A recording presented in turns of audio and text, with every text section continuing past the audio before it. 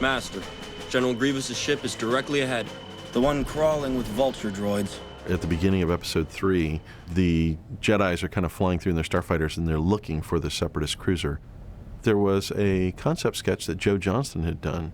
It looked a lot like a whale to me, kind of like a whale with baleen in its mouth. I didn't think it was particularly graceful, but it was really interesting. And so did a concept model of that was probably about 8 inches long. And then I started making one on my own that was more kind of in the direction that we went. George talked about wanting to, he needed this hangar. He needed for the Jedis to fly into this hangar, and they had to be able to skid to a stop. And one of the things that popped in my head was a James Bond film where he flies through a hangar in this small jet. And I always thought that was such a cool idea. And I thought, well, why not do the hangar through the sides? So worst case, you would skid out the other side of it. And I proposed that to George, and he liked that idea. So that got incorporated into it. And then he liked the idea of the tower. The tower at the back has one of the rooms where they actually have one of the big fights in the film. You won't get away this time, Dooku.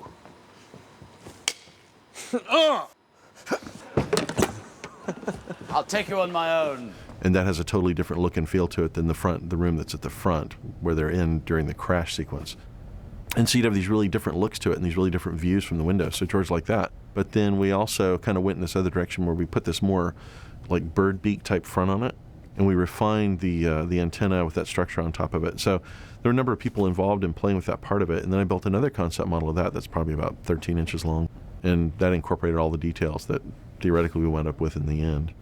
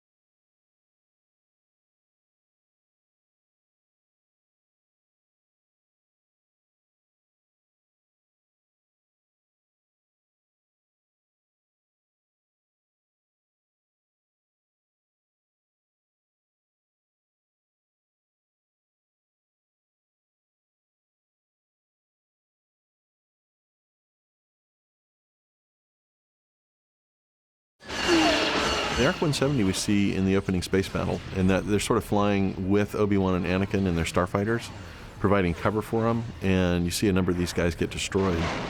It was really interesting because initially Ryan Church had done a painting with that ship in it, and it reminded me of a P-40 Warhawk that the Flying Tigers flew in China during World War II. It had that feel to it, and I really liked that. And it had the opening wings. It had 6 wings, so it was reminiscent of the X-Wing design. As far as a concept model went, we didn't do a large-scale model. We did a small one that was maybe 8 inches. And all it did was get us the basic proportions and shapes. A lot of times when you're making things for films, in reality, usually form follows function. I mean, when you build an airplane, it looks like it looks because it has to. You've got to have all these various things on it for it to work, and you put a skin on it, and that's what it winds up looking like. For a lot of these vehicles and things, there is no working part of it. So you want to think about the mechanics or at least be able to justify the engineering aspects of why does it look like this? Why is the back end this big? Well, it's because the power plant's in here and this is here. And this is one of those ships where I bought the design. I thought it was really well executed, well proportioned, and it was very reminiscent of that World War II airplane feel. Set his foils in attack position.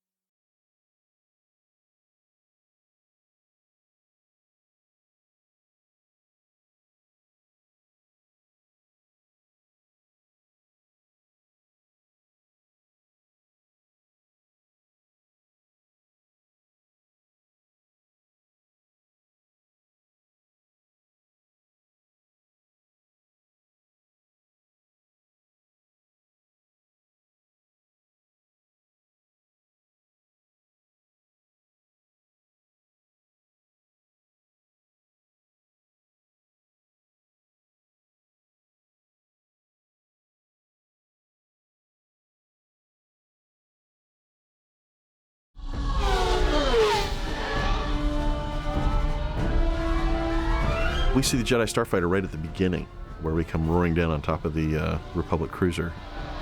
So we've got Anakin and Obi-Wan in their Starfighters, and they're the same ship with different paint schemes.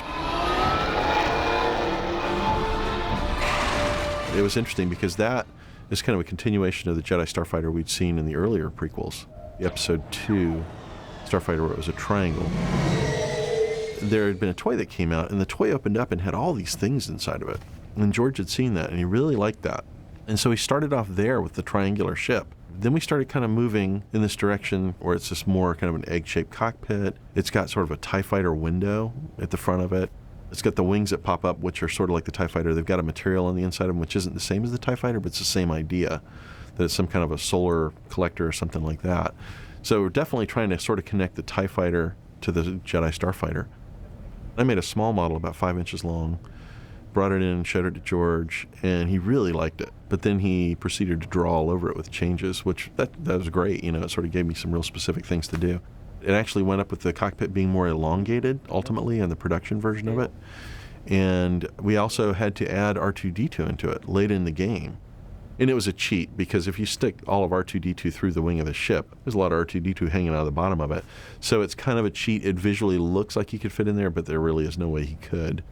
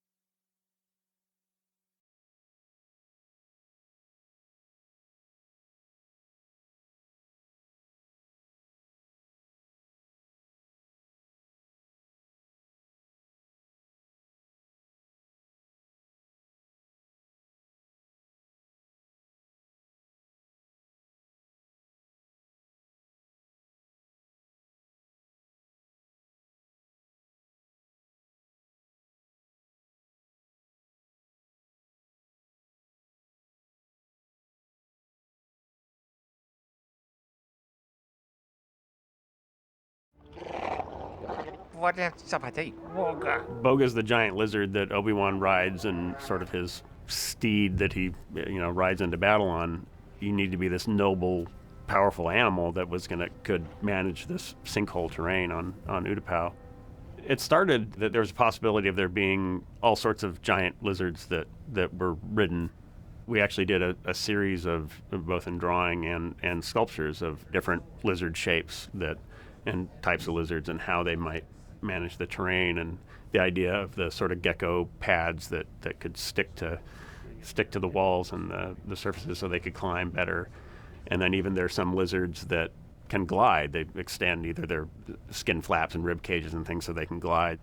At some point, George decided it should have feathers, which was great with all the theories about feathered dinosaurs, and there's a connection there. So it all made sense, and the expressive qualities of feathers, it's kind of like the mammal's mane or something. Anything that can move gives expression to the creature. We're all in denial that Boga dies.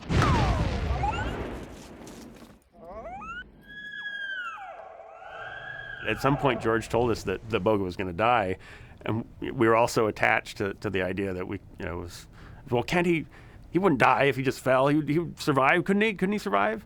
He's a tough lizard. So I was kind of glad in the end that it wasn't explicit that he died, but I think that was the original intention, is that he was going to sacrifice himself, and Obi-Wan barely makes it.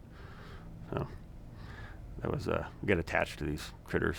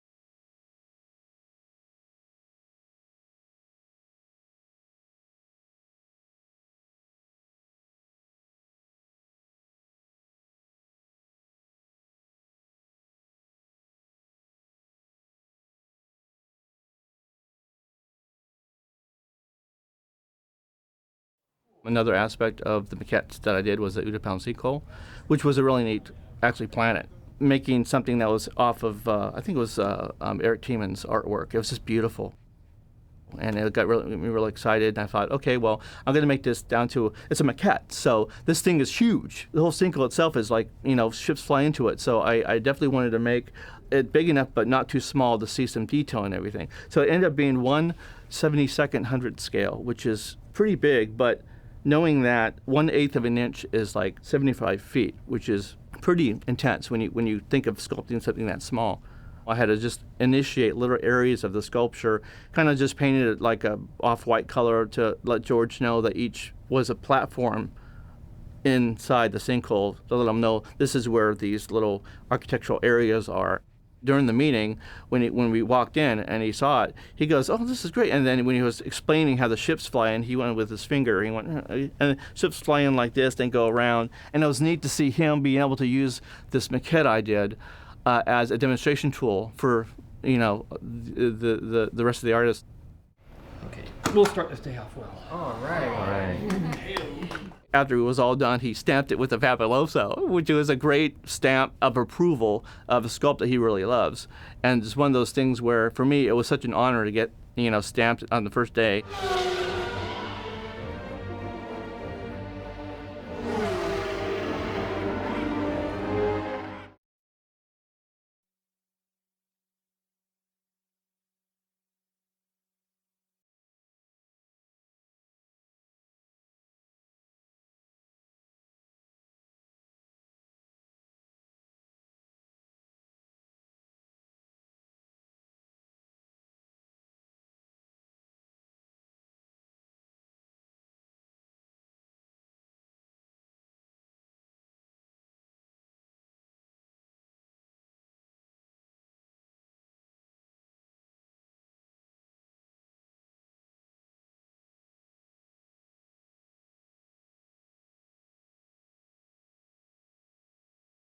I made a nice maquette of just the landing platform that's inside the sinkhole.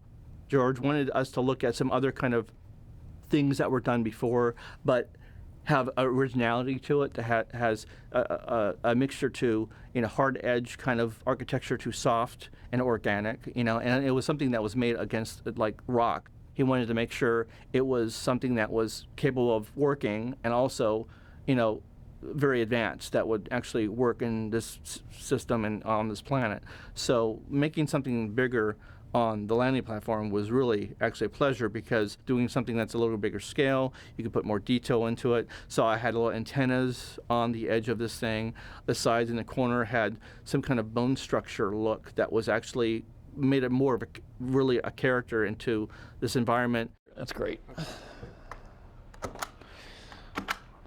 Muy bien. And it almost looked like a kind of a spider. It was like a spider that was, holding himself up onto this platform, which was really neat, because it had a lot of interesting, like arachnic type character to it. That was, when you see it, you're like, oh, interesting. Is that gonna eat you alive when you land on it?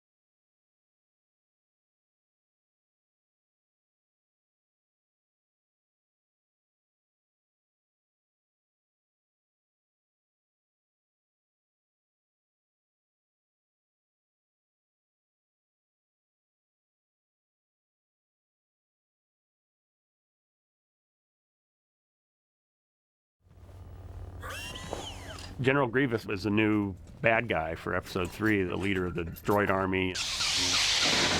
The earliest designs for Grievous as this mask had sort of robotic eyes, but George wanted it to be very clear that he's a cyborg, so he's underneath all the robotic stuff is a living creature. It wasn't just a machine brain sort of motivating this character. The idea was that even though he's mostly robotic, he wanted to distinguish himself from other droids, basically other robots. And he's got this vanity that he's a proud military leader.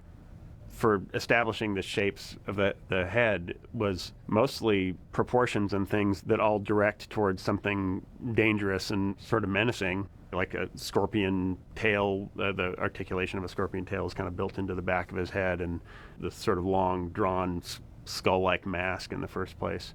Basically just refining those shapes so that it's menacing and beautiful at the same time. At some point, George brought up the element that Grievous's heart and his sort of innards were all encased in his chest cavity, and in one of the versions of the full body, I had a clear cavity that I filled with jelly beans just to kind of indicate the guts. And it was just sort of an impulsive thing, but it was like the candy dispenser version of Grievous.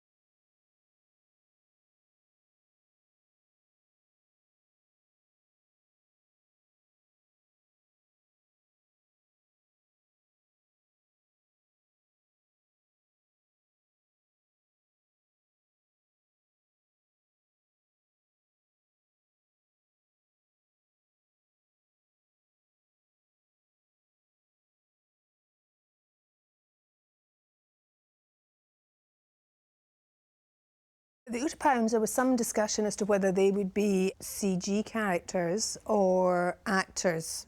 George always was planning on them being very tall and being very thin, and I think that was perhaps why initially there was some thought that they would be CG, because to get very tall, very thin, very interesting actors is difficult. And I mean, Bruce is fantastically interesting. His body, his capacity as an actor. He's a really good actor.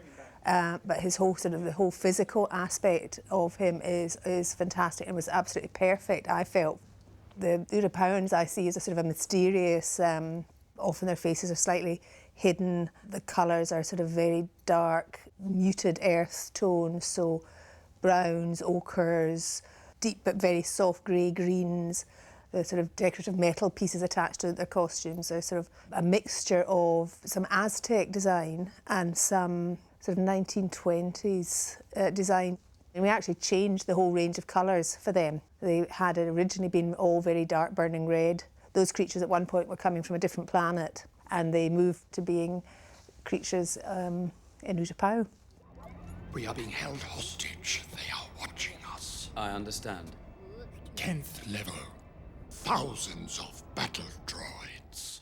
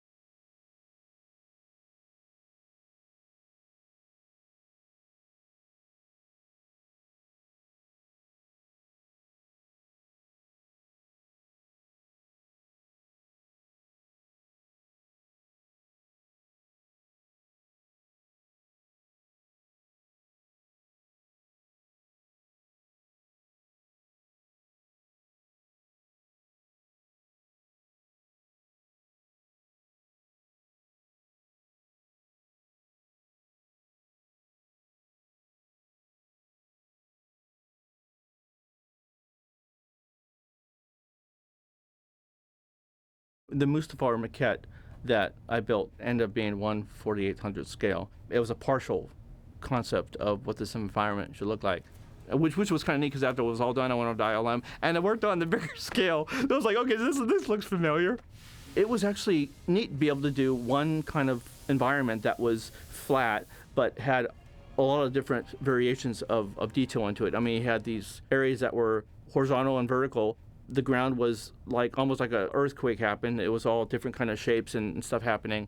When I did the rocks, I just kind of like had this mindset of sculpting. I have it, okay, we want to have it chiseled look to some areas, have it real menacing and evil because it's Mustafar, you know.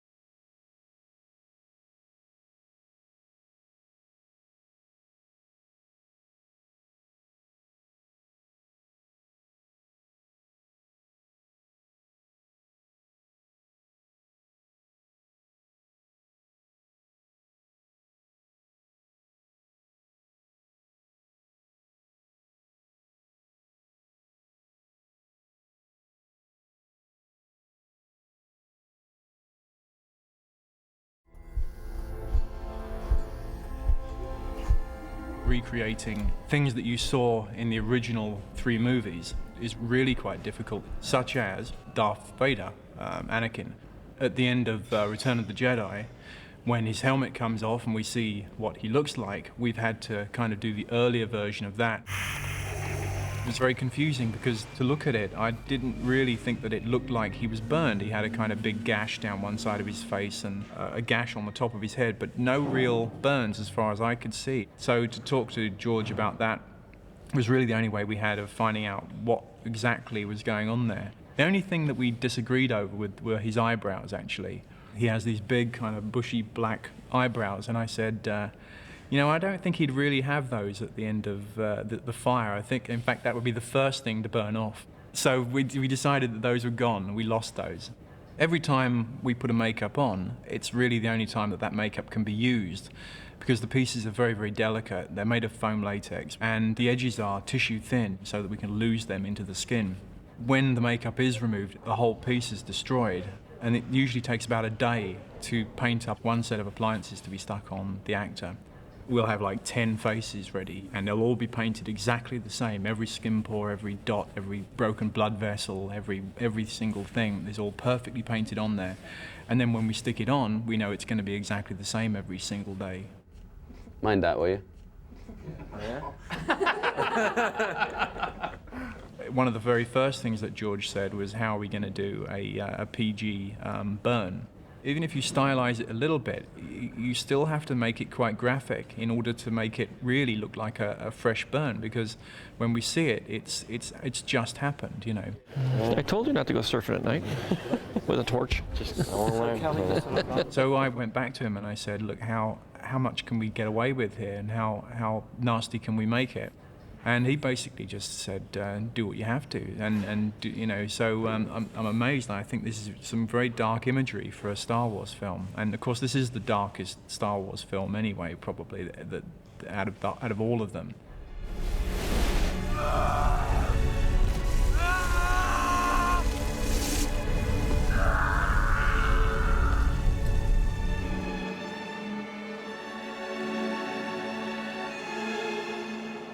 Oh, I hate you.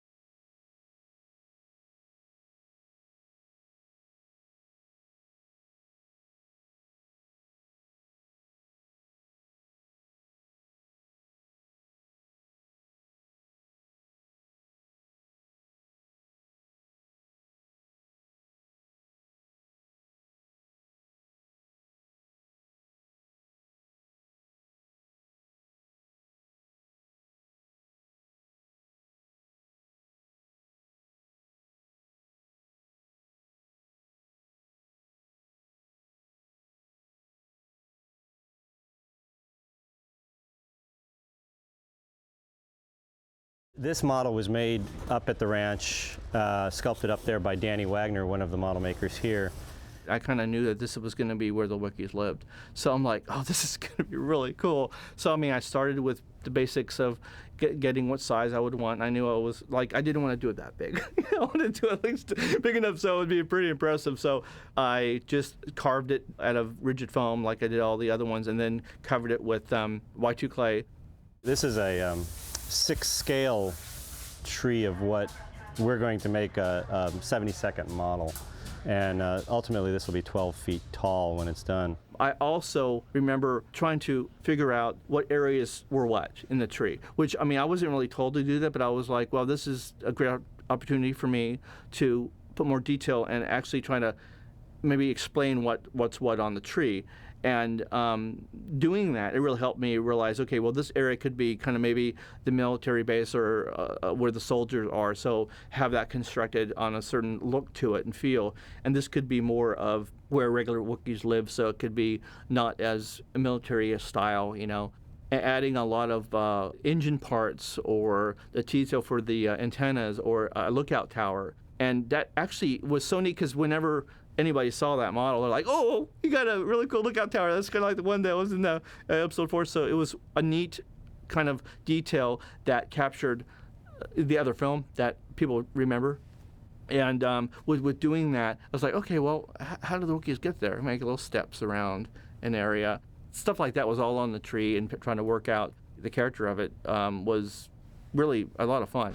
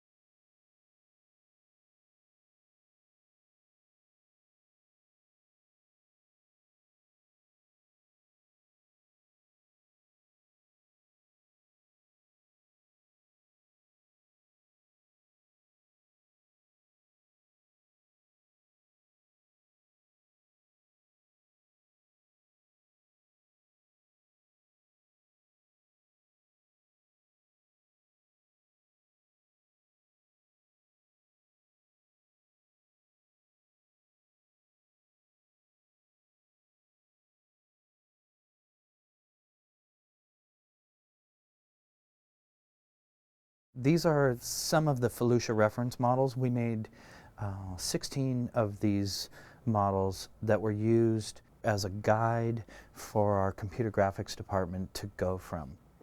They wanted the landscape with the plants.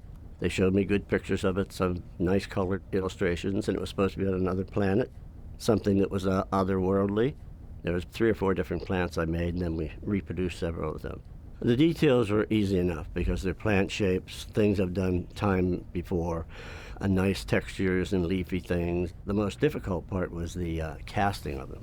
I sculpt them in clay, as I usually do most things. Then we make a mold off of that, and then we start casting in whatever material we think is appropriate. And in this case, they wanted them transparent, not just translucent, but transparent. And that's not easy to do with plastic that's available and the mold material, which is a rubber, that are not always compatible. And when you finally find one that is compatible, there's a lot of preparation, like mold releases and a whole bunch of things, and you hope they come out every time, and they don't always come out every time. So that part was the challenge. All of the different plants had very different designs and sort of philosophies and looks to them. This one is a bit more opaque overall. However, we wanted to make sure that we were able to pick up the interior structure. So this thing actually has, you know, some sort of skeleton inside of it holding it up. This is the prototype model of what the Felucia ground plane will end up looking like. So those plants that we just saw would be, you know, in here, sort of nestled in here, and really densely packed. So the plants themselves create more of a jungle sort of feel.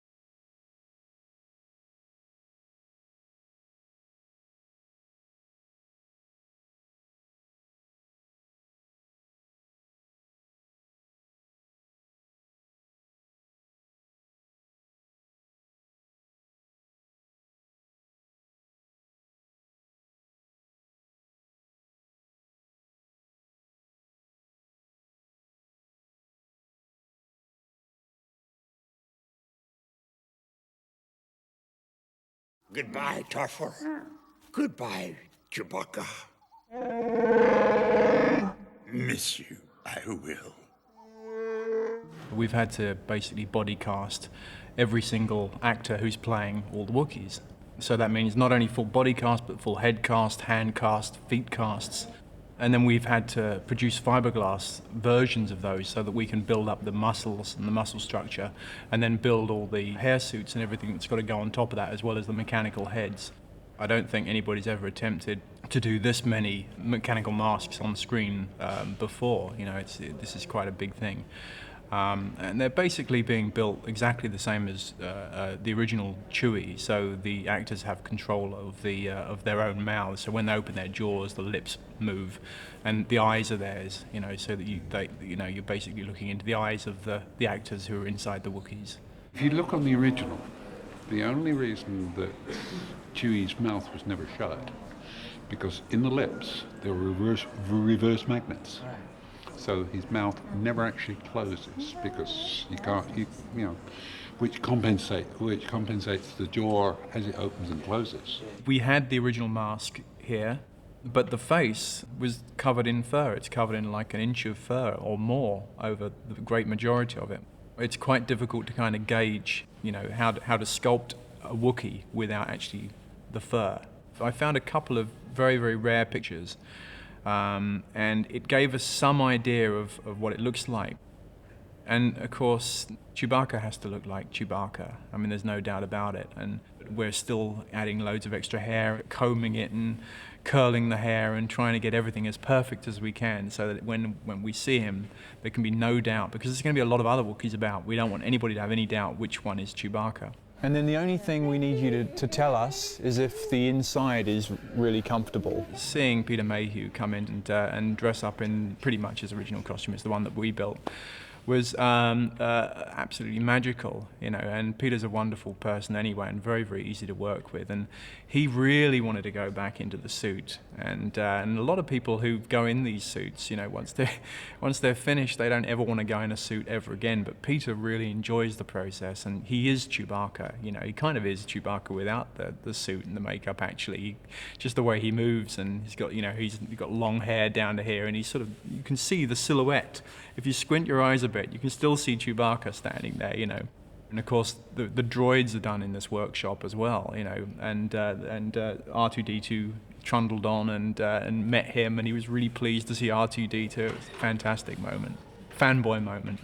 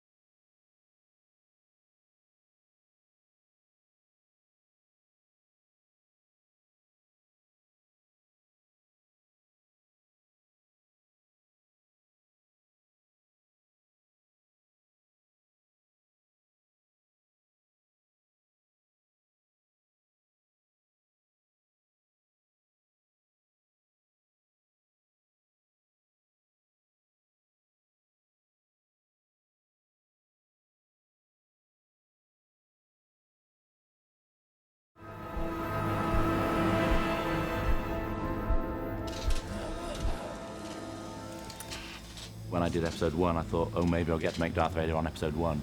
And now finally he is in episode 3, and we're getting to make him, and that's great.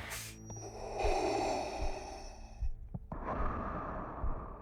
have a mold we've taken off the original Darth Vader helmet. As we looked at the original helmet, we've noticed it's totally asymmetrical.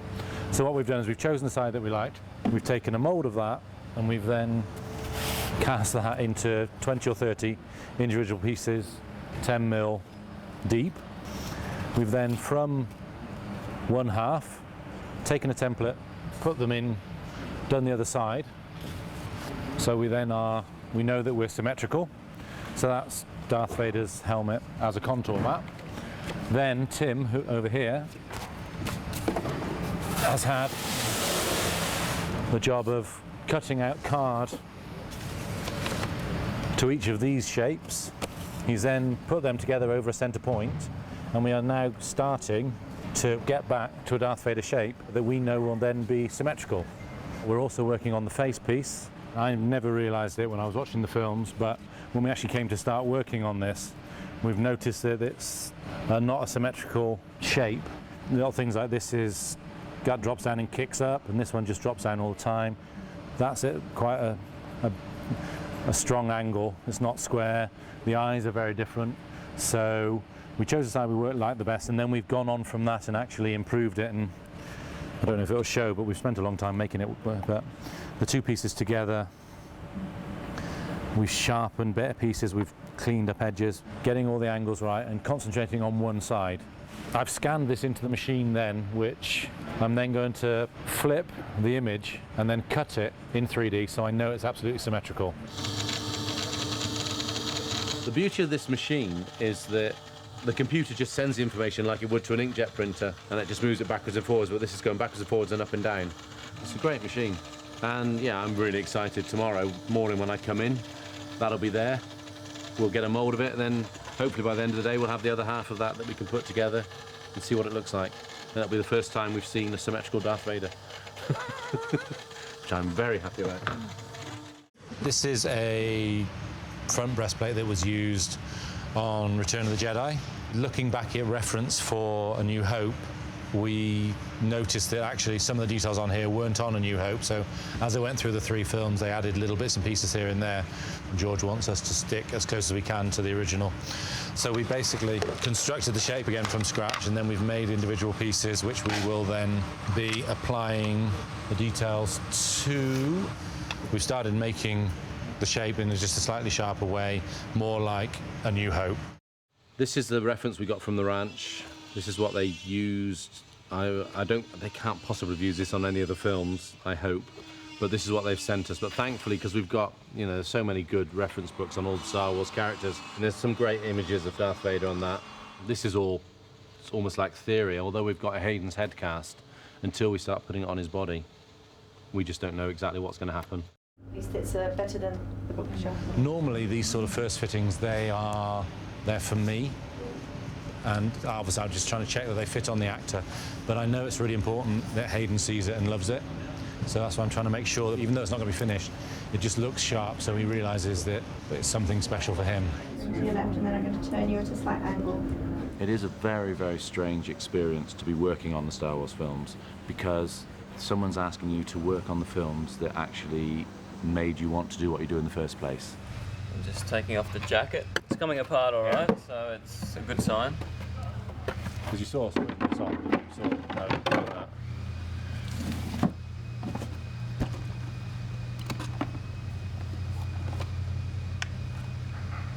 So it's all the hard bits removed.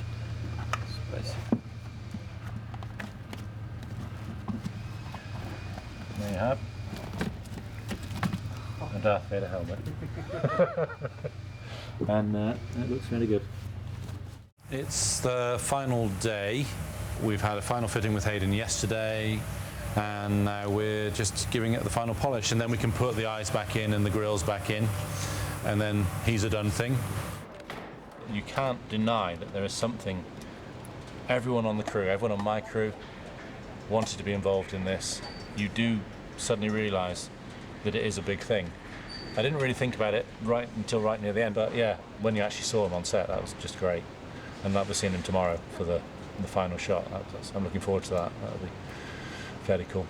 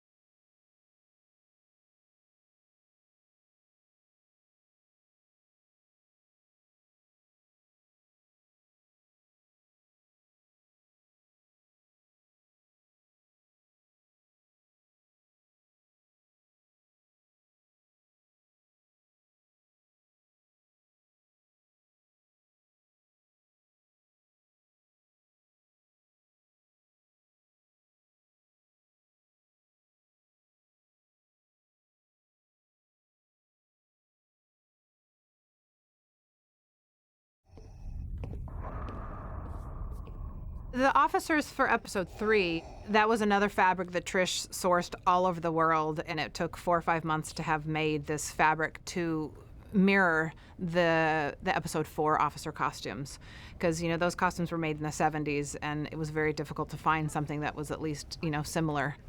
We just tried to give it a little bit more depth. On episode 4, it was like a little bar with little plastic bits just sort of stuck on with some glue.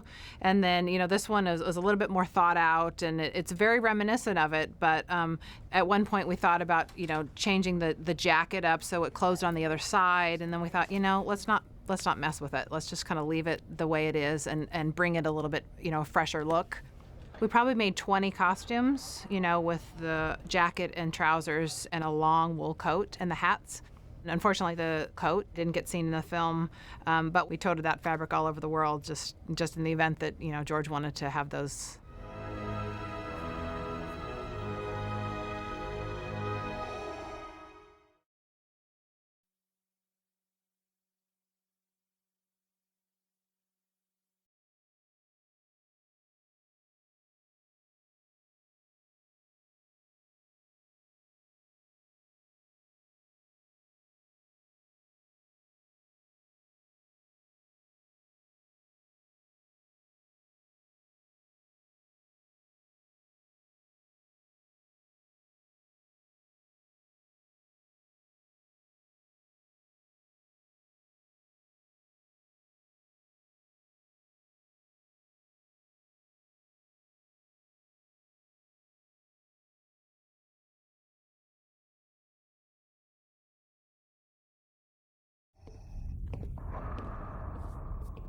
The officers for episode 3, that was another fabric that Trish sourced all over the world, and it took 4 or 5 months to have made this fabric to mirror the episode 4 officer costumes, because those costumes were made in the 70s, and it was very difficult to find something that was at least similar. We just tried to give it a little bit more depth. On episode 4, it was like a little bar with little plastic bits just sort of stuck on with some glue. And then, this one is a little bit more thought out, and it's very reminiscent of it. But at one point, we thought about, changing the jacket up so it closed on the other side. And then we thought, let's not mess with it. Let's just kind of leave it the way it is and bring it a little bit, a fresher look. We probably made 20 costumes, with the jacket and trousers and a long wool coat and the hats. Unfortunately, the coat didn't get seen in the film, but we toted that fabric all over the world just in the event that, George wanted to have those